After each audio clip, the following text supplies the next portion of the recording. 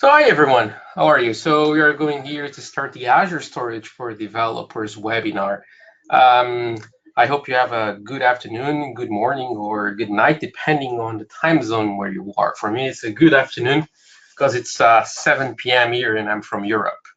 My name is Tiago Costa and I will be your webinar instructor for today. Talking a little bit about Wintellect. So Wintellect core services goes from consulting, where it goes from custom software applications, development and architecture, and also instructor-led training. So basically, Wintellect hires and have on staff a lot of MVPs and also Microsoft certified trainers, so MCTs, that can deliver state-of-the-art training.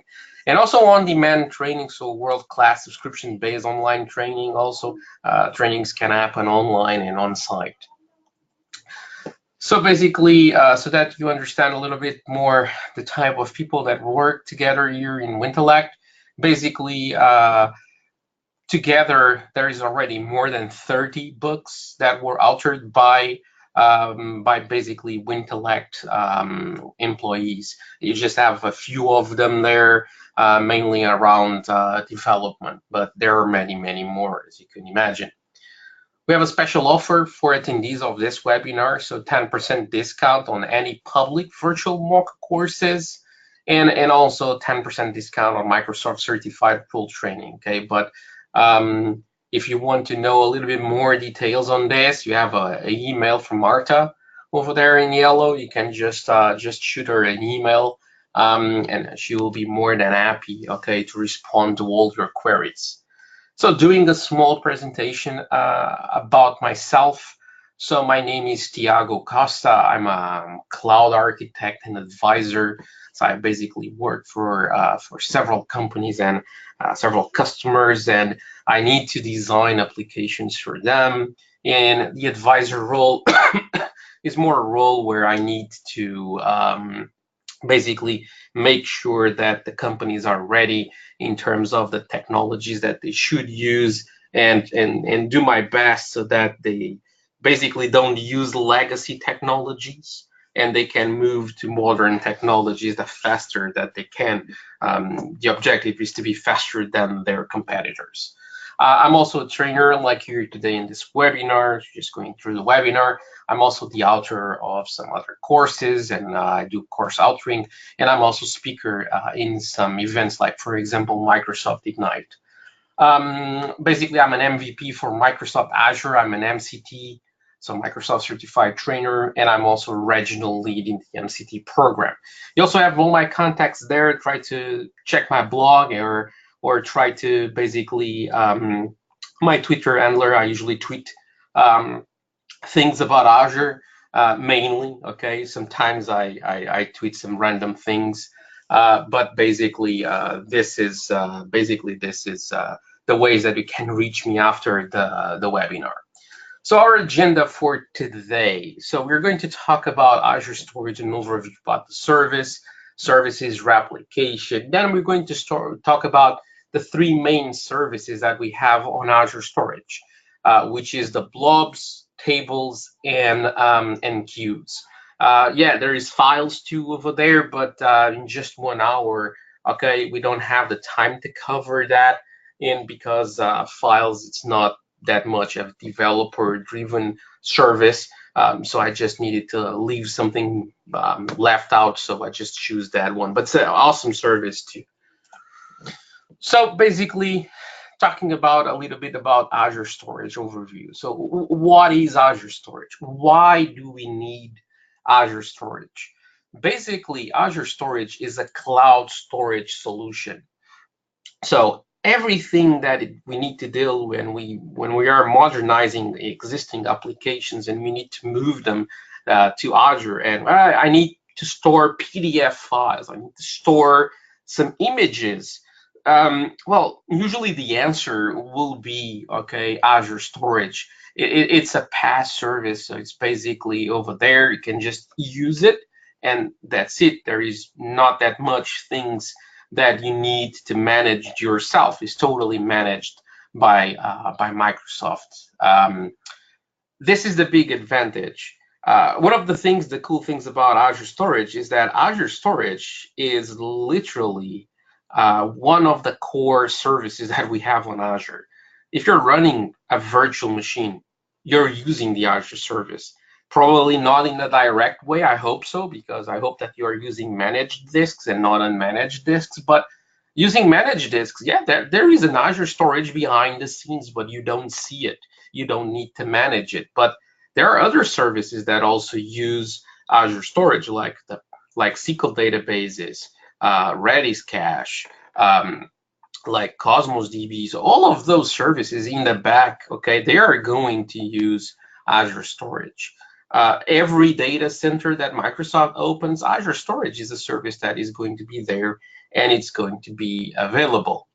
When I'm doing consulting for customers, and today, for example, I was here designing this morning. I was designing, starting to design a solution for a customer. And look, yeah, Azure Storage is the breadcrumb of that. It's like super important in my design, and like most of the times it is. It's always there somewhere. Okay, in a direct way, Azure Storage.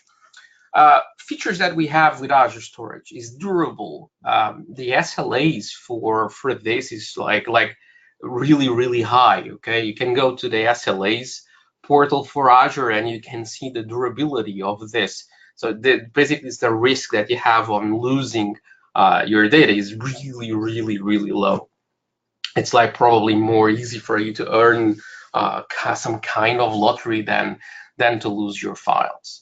Highly available, okay, and multi-geo, because I can spread my data across multi-geographies if it's that what you need. I can be like in the East Coast of the US, West Coast, Central US. I can have also some data in Europe.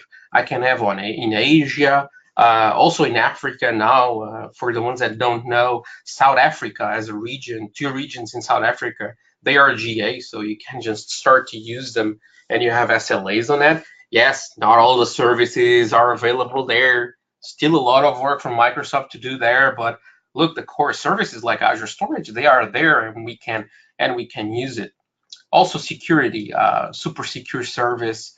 You can even encrypt the data with your own key if you have if you want, and you don't need to use the encryption at rest key that Microsoft uses. You can use your own. Scalable, accessible too, and we're going to see those 2 parts in our webinar today. Talking about services, so when we create an Azure Storage account, and this depends on the account type that we create, but if we go for the general purpose V2, for example, we get 4 different services available, which is blob storage, which gives us the possibility to store text, binary data like images, videos, blocks from your application, you name it. Also, we can also use what? We can also use this to connect with other Azure services, like, for example, Azure CDN. You want to create a content delivery network for your application so that it can scale your application. Azure CDN will provide you that. How can you do this? Well, you need to store, let's imagine, like some JavaScript, some images, some videos. You can use Azure Storage to store them, and then Azure Storage will be the source for your Azure CDN. So then you are going to basically provide those services. You're going to serve all those files through the Azure CDN, and the Azure CDN, we're going to read it from an Azure Storage account. Then we also have another service which is called the table storage. Table storage, pretty simple. It's a NoSQL store that we can have, and this uses a key value entity, so the key value pair entity type. Also queue storage. So do you need queues in your design? You need some kind of queues. Well, queue storage is one of the possibilities for a messaging service that we can have. It's a simple queue storage, okay, like the table storage is a simple NoSQL. Because for table storage, if you really need fancy new features, You need, like for example, more performance. You need another type without being a key value pair. You need like a graph or something like this. Well, there's another service called Cosmos DB, which is a better NoSQL experience for you. Talking about queues, same thing. There's another service that is called Service Bus. Service Bus has queues on it. And if you need more advanced features, again, probably Service Bus will be a better service for you. But look, a lot of services, queue storage it's way good for those designs, and they are cheaper. Like table storage too, they are cheaper than using the other more advanced services. And then we also have file storage, so files. So basically files, it's for managed file shares. This one is the one that we're not going to cover today. But basically imagine that you need to create a simple file share for your application because you're using a legacy, you're migrating a legacy application from on-prem to Azure, and you basically you have them running on a VM today. You're going to create just a virtual machine, and then you need a space in your virtual machine that's like a shared disk, and you need to put files there. Well, files under the Azure Storage service is the answer, okay? You can just use this and you can create an SMB 3.0 share. It's very easy to manage this. It's really reliable.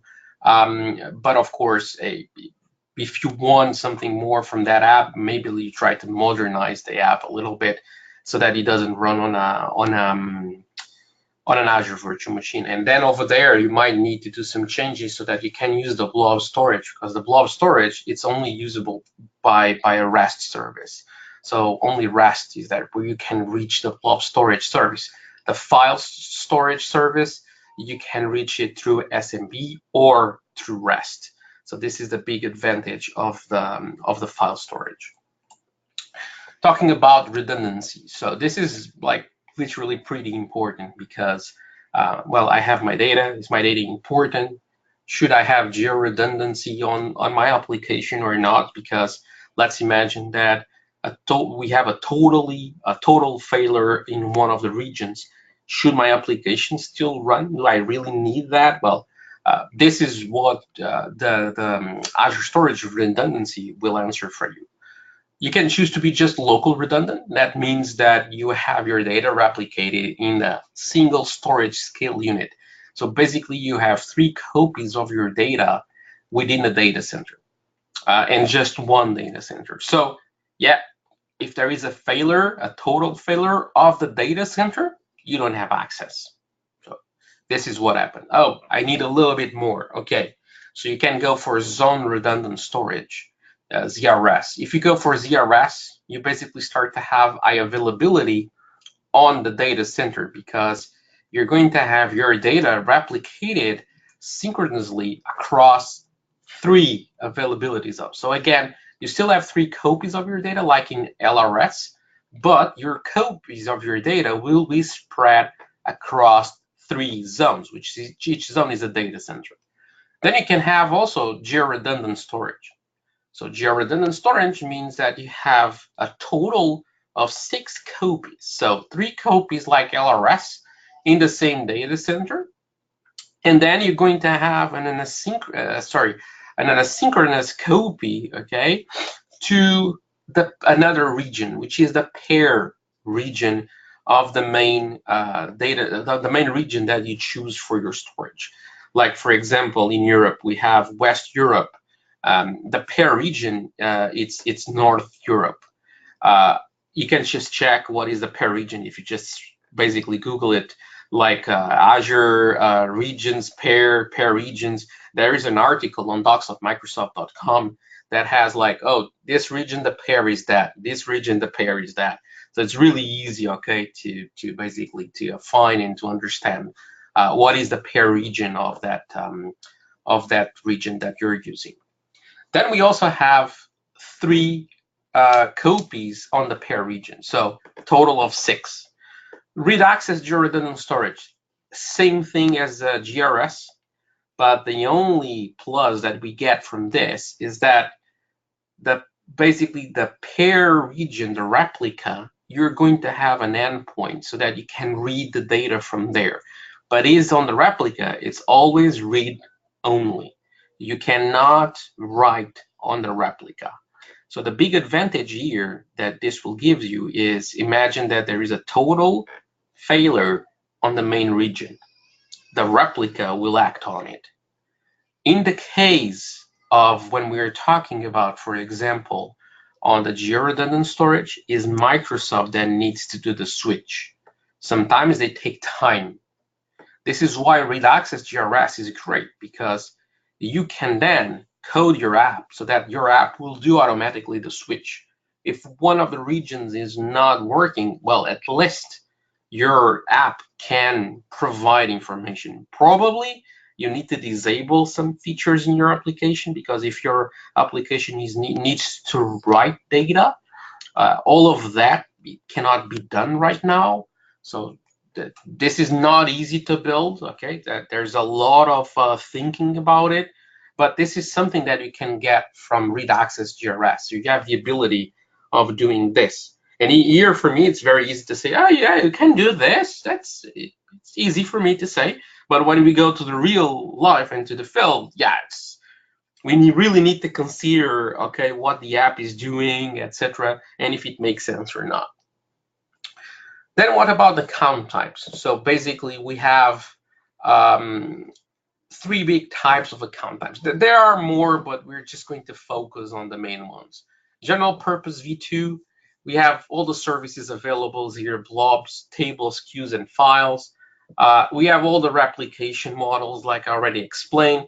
And we also have access tiers, okay? So I can have access tier auth, cool, and archive. We're not going to cover this today, but basically auth, you're going to pay on the V2. You pay for the storage, so the files that you're using, and also every time for all the operations that you're doing. So every time that you read or you write, you have operations happening, and you need to pay for the operations. And in auth, cool, and archive, as you can imagine, for example, in auth storage, storage has a price. If we go to cool storage, the price of storage is lower. If we go to archive, the storage is really low. For example, archive comparing to auth, it's around 10% of the price. But of course, the operations will be more and more expensive. Auth operations are pretty inexpensive.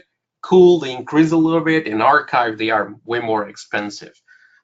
So especially the read operations on archive. So this is things that you need to consider, and you need to choose which data do you want to send to which tiers. Then we have the general purpose V1s, okay? Still have all the services. You can choose performance between standard and premium, and you have all the replications models, but ZRS here is not the ZRS that I explained here. ZRS is called ZRS Classic, and currently there is not a possibility to create this anymore in ZRS. Only through PowerShell is that you can do this. So through the portal is not possible, but this ZRS is just not the same thing. And then there is another account type, which is called blob storage account. This is just for blobs. Okay, so of course we just have basically the services only blobs. So queues, tables, we don't have that. Replication, there's no ZRS on this, but we have auth, cool, and archive access tiers. Okay, so this is an advantage that we have against the other ones. So let's just do a demo on how can we create an Azure Storage account. And I already have here my Azure portal, and let me just do that. My mouse will work. There you go. Okay, every time that I'm doing a webinar, I don't know, my computer realizes that, and it just basically freezes my mouse. Okay, so let's just create a resource here. Let me just put this bigger. There you go. And now, hey, I'm just going to write storage account. I'm searching, should be the first one. There you go, storage account. Let me just create this. And usually this is pretty straightforward. So this is my subscription where I want to create my stuff. I'm just going to say, yay, AZ storage demo 00. That is a great place to be. I already created that resource group. I'll just call it webinar. Let's just say, for example, demo 01. Okay, there you go. So location, I'll just choose West Europe because it's, for me, it's one of the best data centers for my location. I will just choose performance as a standard performance. You can go for premium, from premium. Premium storage is backed up by basically SSDs and a RAM cache. So it's really, really fast, but also, but let's just say slightly more expensive. And I'm being nice here.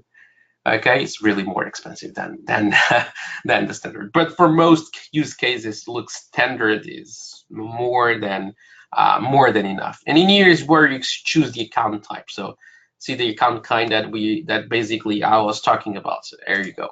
So I can choose between storage, V2 storage and the blob storage that we talk about. I'm going for the V2.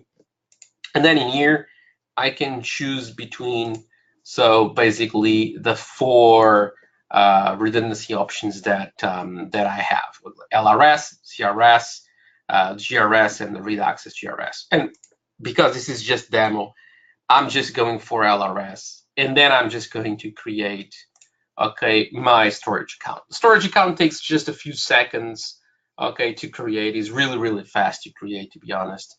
But I'm not going to wait for this to finish. I'm just going to resource groups, and I'm just going here because I already have another one that I just previously created, which is called webinar demo, and we're just going to work with it so that we don't need to wait for the other one to be finished.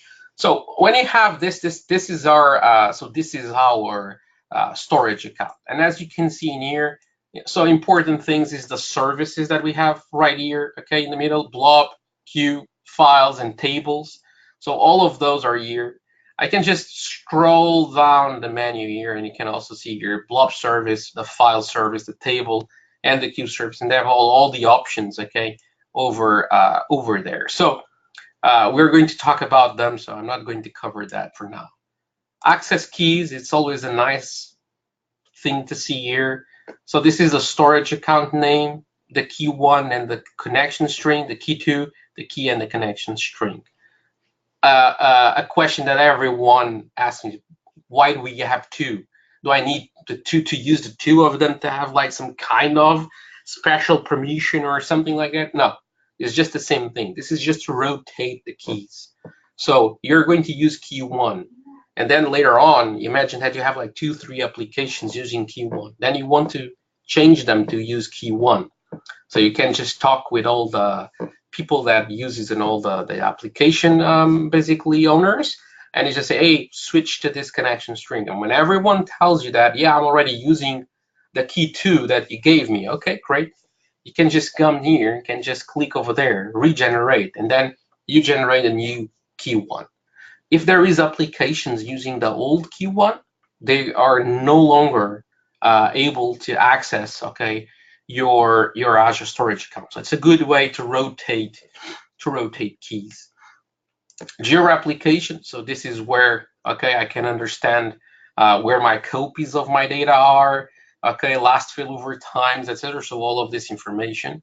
I can also use the encryption part here. This is where I can bring my own key. So just say here, use your own key, and then you just follow basically the UI through. Okay. And we have here something else, but we are going to cover this in one of the next slides. So talking about tools, okay? So like I said, most of it, all the services, I can reach them through REST, through REST. So there is REST APIs that we can just use, okay, to access them. The Azure SDK for .NET, this is what we're going to use in some of the demos with Visual Studio that I have ready here. If you're a Java developer, hey, there's SDKs for you too.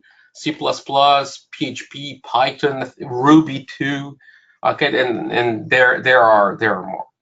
SMB shares for the file service. We also have another 2 great applications, which is AZ Copy and the Cloud Explorer. Okay, and also the Visual Studio Cloud Explorer also gives you access to all of this. So AZ Copy, it's a command line utility. It's great when you need to transfer large volumes of data, and I use this all the time. So even in the other day, I'm in a customer site. They have a very good proper internet connection, and we needed to transfer, like, I think it was like 300 gigs of of data and just use AZ copy, okay, to do that. It's pretty fast. So basically just some examples, and then you can get the slides for you to just to use this so that you can see how simple this is. So AZ copy, you have the source container, the destination container, you have a source key and a destination key, and that's it, okay, and then a pattern. But that's it, okay. You can just basically fire up this command, just going back once, and basically then you have this fantastic UI, okay, which is our command line utility, and of course transfer 300 gigs. Believe me that it took a little bit longer than the 40 seconds that you have in here, but yeah, 14 seconds to transfer 39 small files. It's more than okay. But there you go. Another one is the Azure Storage Explorer. So the Storage Explorer is also a great tool, okay, and we can just use it to connect to our data. I'm just going to do a demo on this, okay. So I have here my Azure Storage Explorer. By the way, when this is loading, Azure Storage Explorer is available not only for Windows. I'm using a Windows machine here, but yeah, if I'm using a Linux box or a Mac, there is versions of this for both, okay, for both environments. So you can use this for Mac or for Linux or for Windows. That will always work, okay. So there you go. So as you can see here, so there you go. My basically you can see here my storage accounts. So this is the first one, is the one that I'm going to use. Okay, the second one was the one that we just created. So if I just go here, this one, and I just open blob containers, for example. So I have a blob container called demo. Okay, I just created this one, but I can just click here, right click, create blob container. Okay, and I can just say, for example, AZ Store Explorer. Okay, oops, yeah. We need to create this with always lowercase. Okay, so there you go. It's created. I can just say here, hey, upload a folder, upload some files. Okay, and then you can just basically upload some files to your container. Boom, just like this through the app. It's pretty visual. Okay. What you can do in here. See, basically, this is the kind of stuff that you can do. Same thing, for example, for queues, okay?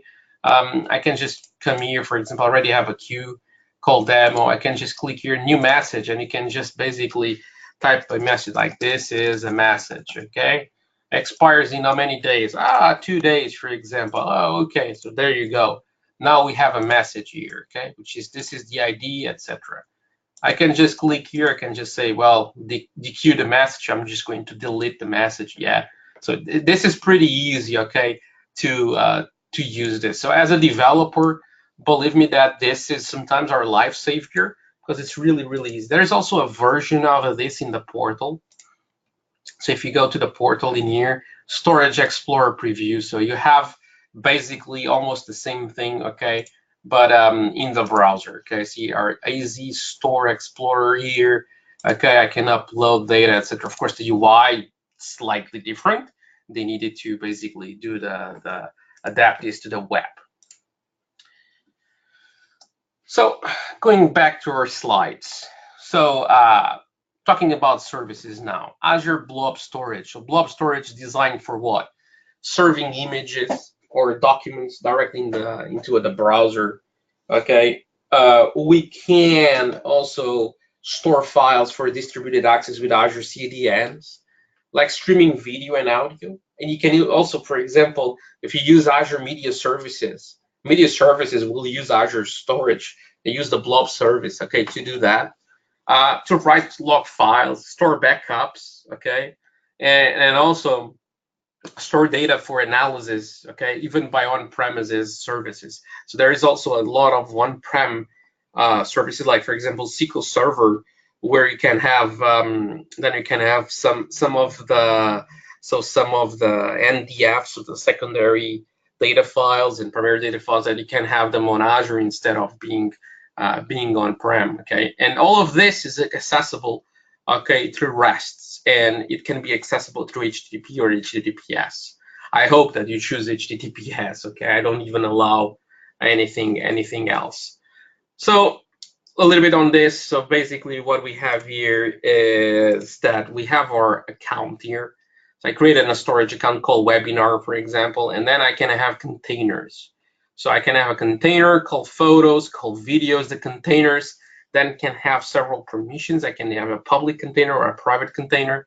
And then I can have blobs inside of them. Okay, can have here 2 containers. Okay, each one of them can have different permissions. So the photos could be private, and the videos I will say, yeah, just whatever. I don't care. It's totally public.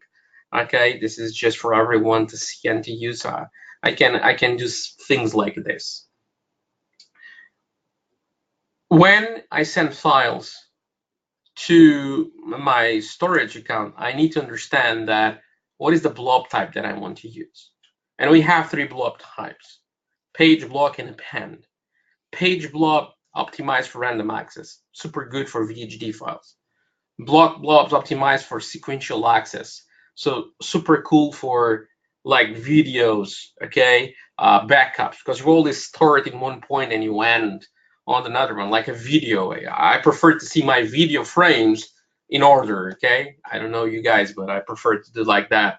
Backups, the same thing. I need to read the backup. There's not usually not a random read over there, and then to create a backup, same thing.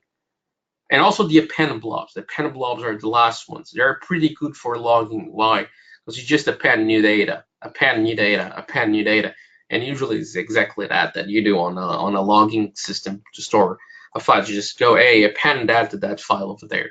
So they're pretty good to do that. Then there is also another thing which is called blob events. Blob events are great, okay, because they allow applications that we have running, okay, to detect basically events on blob storage. Let's imagine, hey, I need to write something that every time that, for example, a new PDF is generated on that container over there, so there's a program that generates PDFs and just drops the PDF file over there, then I need to do something with that PDF file. So that's like awesome, okay? And I don't know if you guys know Azure Functions. For example, Azure Functions are great to do that. Like let's give a proper example here. I want to send that PDF, okay, has through FTP, okay, to a third-party logistics services or something like that. So what I can do is every time that someone does this, okay, in the blob storage, I have the event being tracked, and then I just fire up the Azure function. All of this can be done by a service that's called Azure Event Grid, and this will basically be a no-code experience to do this connection, the event handling thing here. Of course, yeah, on the Azure function, sorry, you have to write the code to send the stuff through FTP. That's right code that you need to write, but detect the event and then calling the function, that is something that you don't need to do, okay? You can just use the Azure Event Grid and configure this, okay? It's awesome what you can do with this. I'm using this all the time, to be honest. So that you can access files in blob containers that are private. How can I do this? So I can use shared access signatures. And you have an example here of a shared access signatures. And you can say, yeah, okay, the beginning I can understand, and then it's totally gibberish, okay? I don't get anything else. Yeah, okay, so let's just see. This is what it comes on a storage account, on a shared access signature. The first part is just a blob you write. That's probably the part that you understand. Then you have the storage service version. Start time, expiration time, then you have the resource, then you have the permissions, and then the end, you have the signature. Okay, so let's just go back. And you're going to use here the laser point. So this here is the storage version, okay, that I'm using. This is the start time, okay, that I'm going to use here. This is the expiration time. And then this here, okay, will be the resource. In this case, I'm just going to say, well, you can only connect to blobs, okay? And then in this one here, what I'm saying is that basically this is going to be the permissions read and write. It's what this means here. And then I have the signature, okay? So this is my signature. The signature is based in one of the keys that you have on the Azure Storage account. Okay, so this is created on the fly. I can also use SAS, okay, basically storage access policies. And I can use this in two ways. Ad-hoc, so I'm just saying, hey, I need a storage access, so storage access policy, sorry, a storage access shared key using this, and this rule. So the things that we saw before, the start date, the end date that I want this to be valid, permissions, etc. Or I can use this based on a storage access policy. So you can previously create a policy, and then you can just use this through the policy. All this can be done and should be done by code. I'll give you a proper example one more time. I have an application that I know that people need to start to download a file within just a few seconds. And after that, look, I don't want them, even if they have like Fiddler on or something like that on their machine, I don't want them to track down basically my full URL with all the shared access signature over there, because then they can send that to someone else and someone else can just download the file without having the proper permissions to do that. So what I do is that, yeah, they just have like a few seconds, okay, that they can start the download. Once it's started, you're fine, okay? You don't need to do anything else. So let's start to check code. So connecting to the storage account, and this is the same thing, okay, for all the services. So I just have this in the blobs because it's the first one that we were talking about, but on tables and on queues will be just the same thing. So those are the two namespaces in .NET that I need to use. Yeah, there's NuGet packages that you need to install so that you can reach to this. Then you can just create your variable that is from cloud storage account.parse, and then you just parse here the connection string. Okay, the connection string that you put in here, if we go here to our access keys, okay, in our storage account. So this is the connection string here. So you can just click over there, see, click to copy, click it, it's copied, and then you just need to drop that value, okay, over there where it says connection, string, and you should be fine. Or you can just use this development storage account. If you do this, you need to have the storage account emulator running on your computer, on your dev machine, and then you can just use that for developing, doing some casual testing, etc. So all those things. Of course, you're not reaching Azure, so be careful using this because you're not going to reach Azure with this. So .NET SDK upload blobs. How can I upload a blob? So very easily here. So I create a client variable here for the type cloud blob client, and I just grab my storage account, which is the previous thing that we did, .create blob client. So you just create a client, reach the blob service. That's it. Now I say here cloud blob container, and just give it a name, container, for example. It will be the client dot get container reference. And then I'm just saying, hey, I want to connect to a container that is called demo. And then I can just even say this, create if not exists. So container create if not exists. So if there is not a container called demo, hey, just go ahead and create it. Okay, so this is things, okay, that I can do. Then I need, well, okay, I'm connected to the container. Now I can have here a local file name, something, doesn't matter here for a demo. Then I need to create another variable from the type cloud block blob. And then I will just say that this is my container, so my variable container, the one that I just created over there, dot get block blob reference. And then I just pass the local file name. And then I'll just here in a synchronous way, I'm just going to say, hey, upload from a file, and I will just say, hey, this is the file, okay, that I want to basically to upload. Okay, so this is the kind of things that I can do with this. So this is really easy, okay, to use, and I have a demo that we're going to use this in real life. Download blobs, okay, so basically the same thing in here, but then I basically just say here, okay, await Cloud Block Blob download to file, and I just say, okay, where should you put this? And the file mode will be create, okay, because well, it's not there, so you just create the file over there, okay. So let's just do a demo on this, and let's just fire up Visual Studio, and let's just see this.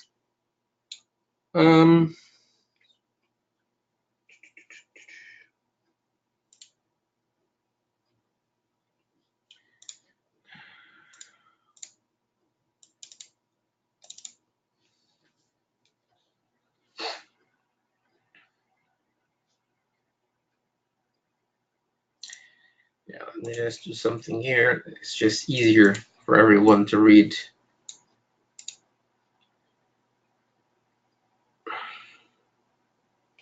There you go. So this is I just have everything, by the way, in just one. This is a console app, and I just have everything, okay, under the same file. So what I have here is I just declare here some variables, okay. So my storage account, my blob container. I have here my source file, my destination file, etc. Then I have here my storage connection. In my storage connection, I just put it here, okay, hard coded. It's totally not a best practice, but this is just for them, of course. This is basically my connection string that I copied from the Azure portal. Then I basically, on this line of code here, I tried to do the connection using my connection string. Okay, and then I basically, using the storage account variable over there, I create the blob client. Okay, I will create a reference to a container called webinar, and then I'm just concatenating this with a GUID. I just do the toString over there. Then what I do is, well, create this because it doesn't exist for sure. I just do some stupid console write lines in here. Then in here, I basically just set up, okay, permissions for this blobs, okay. I'll just say it's public access, so everyone can access, which is for our demo, it's just okay. I set the permissions. Then in here, I just say, well, this is the local path, this is the local file name, I create the file. This is just a text file called quick start and a GUID, okay, .text, and I'll just put it inside of it, yellow world, okay, just this, okay. And then in here, I'm uploading it to Azure. So just like the thing that we just saw, okay? So I have my Cloud Blob here, and I'm just saying, okay, so this is the local file name that I'm going to have, and over there, this is going to be, okay, the source, okay, of it. And then, yeah, okay, this one here just goes there and just queries what we have over there. So just lists, okay, the blobs. So all the secret is it's basically over here on this method here.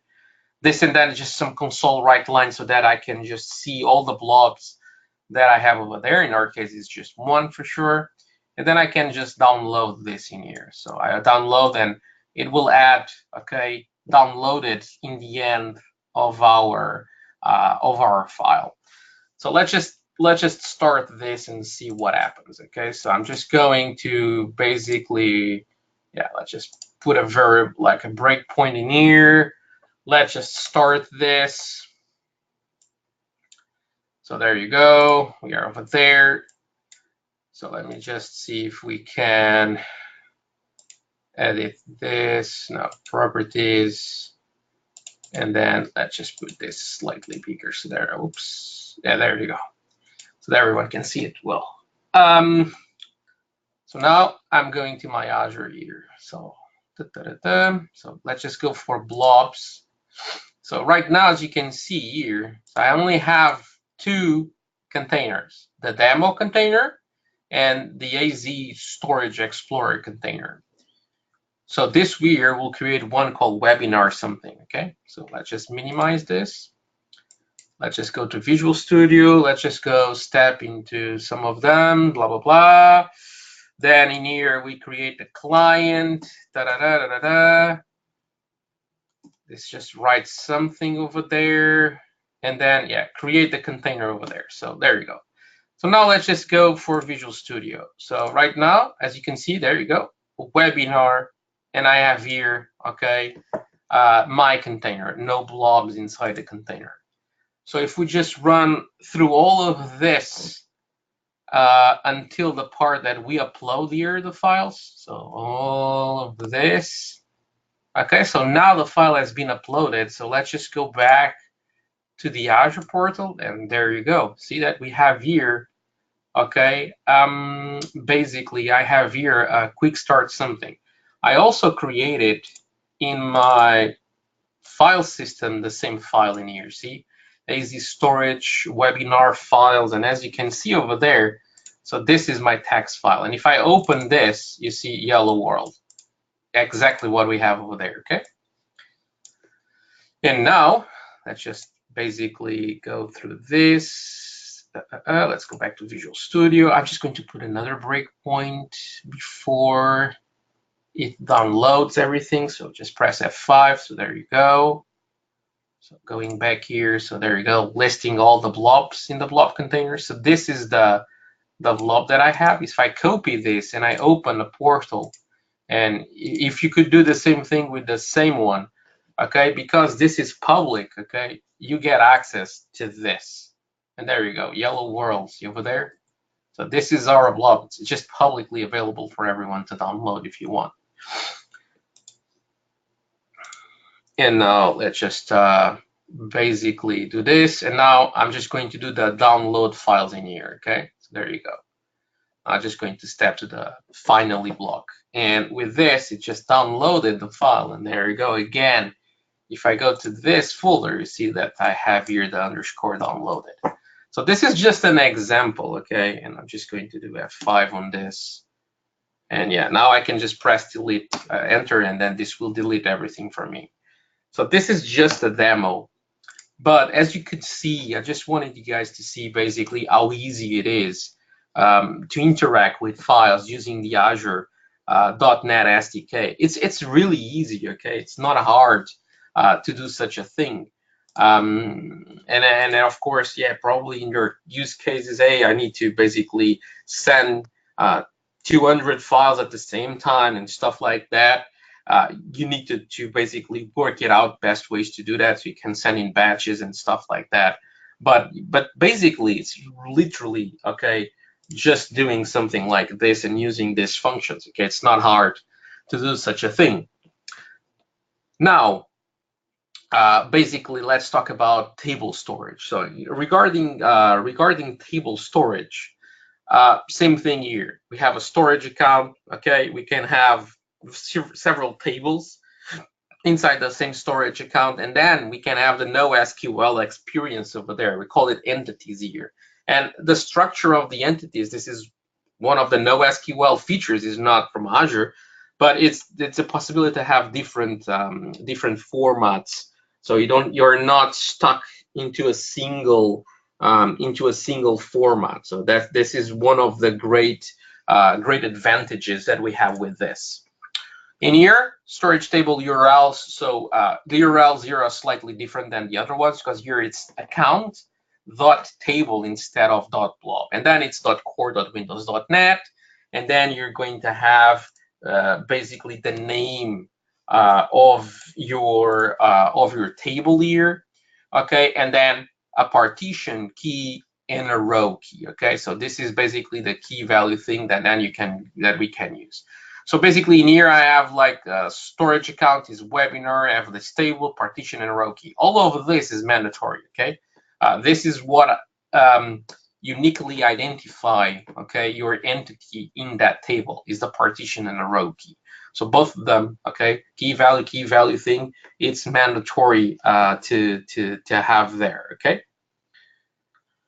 So I have some examples here, okay, webinar table, .core.windows.net, then customer profiles, and then I can just basically issue a GET with this Central Europe Contoso, and I will get, okay, basically a file, a specific entity, okay? Um, Talking about now about storage table REST APIs.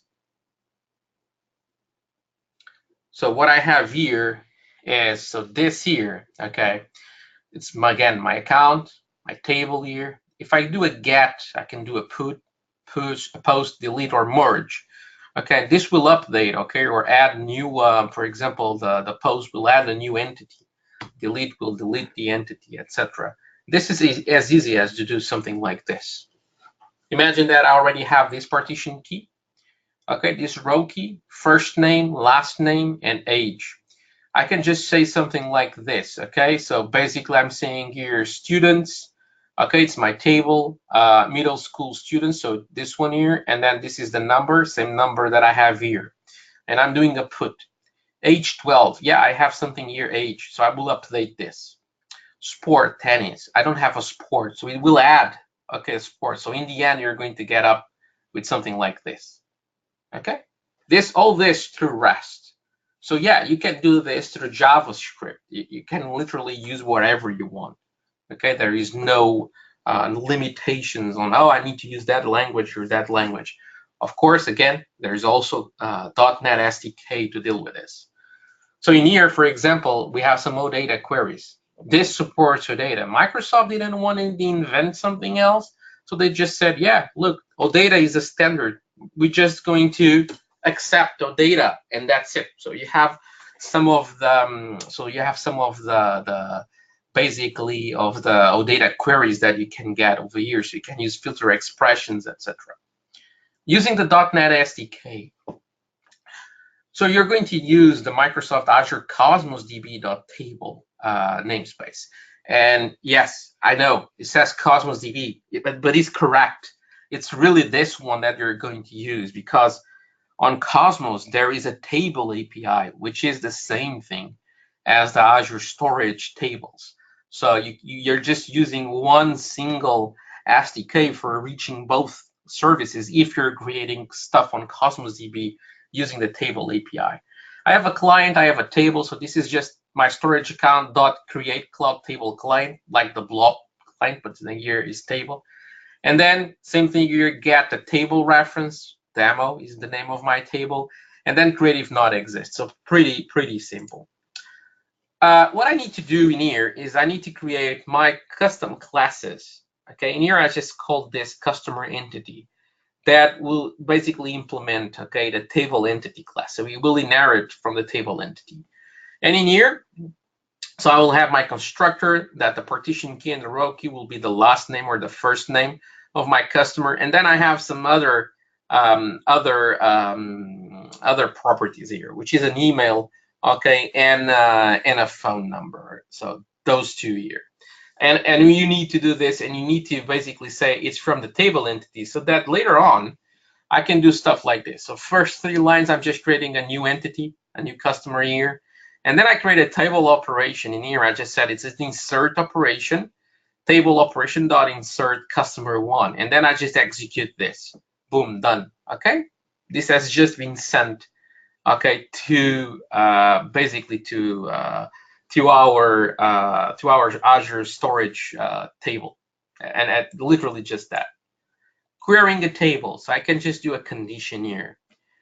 Table query dot generate filter condition. I just pass here a partition key, and then I'll just say that, well, my partition key needs to be equal to do. So basically what I'm doing now is I just write here a query, new table query. This will be my customer entity or person entity here, dot where, and then I just pass here my condition, okay? And basically, which is the condition is just this first line that I had here. Then I can just do a for each, okay? And then I basically just, well, execute the query. This is what you want to see here, okay? So table.execute query, my query, and then in here, okay, I just interact with the entity so that I can just basically show here the results from my query. And then again, as easy as this, okay? Talking about Azure Storage Queues. So storage queues, this provides the method of basically storing messages, okay, that might be accessible for a huge number of clients. This is pretty usual to use in scenarios where you need to design like a web role and a worker role, and you want to decouple both of them. So you don't want to, like, oh, the web role, if there is something wrong with the worker, hey, the web role still works. Imagine the following scenario. I have an application where it's a web application. Users just go there, interact with the application, and in the end, they say, yeah, generate the purchase order. And when they click generate the purchase order, what we want to happen is that we basically want that a PO will be generated. So it's a PDF, needs to be, and then just dropped in the blob storage account or something. So when that person click here to generate the PO, he clicks there. In the case, it just sends a message to a message queue. And that's it. Always available, performant. It's pretty lightweight. It's pretty fast to respond to the web role saying, yeah, look, I got it. And I'm going to do it when I have the time for it. I'm in the queue. When I get to my time, I will do it. Then on the other side, you can have a worker that is going to read messages from that queue. And every time that he has a message from that queue, it will, oh yeah, look, I have stuff here to do. And it's like the instructions, the master instructions on how to build a purchase order, which data he needs to do, etc. And then he just builds the PDF and just drops the PDF, okay, into the into a blob storage account. So this is the kind of things that I can have. Pretty simple. So I can have here an account called webinar, the same thing, and I can just create queues. Okay, and again, I can create several queues. Operations, yeah, I can create add, delete operations. I can get messages, which is going basically to retrieve the next message in the queue. One of the big differences between Azure Storage queues and Service Bus queues, which is the one that has the more advanced services that we talk about in the beginning of the webinar, is that this one here is not, I will repeat, is not FIFO guaranteed. So first in, first out. So you can have like a message being processed first and another one that just, it's older than that one. And that might happen. If you really need FIFO, you need to go to Service Bus with sessions.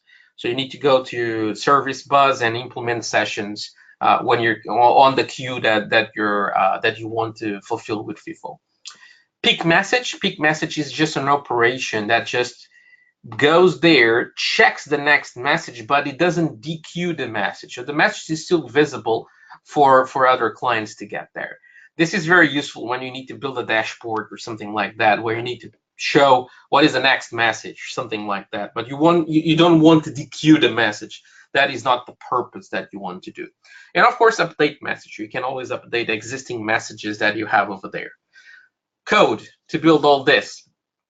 So I can just make a reference here on the queue, cloud queue client.get queue reference, then quick start queues plus, and then you just pass a GUID there.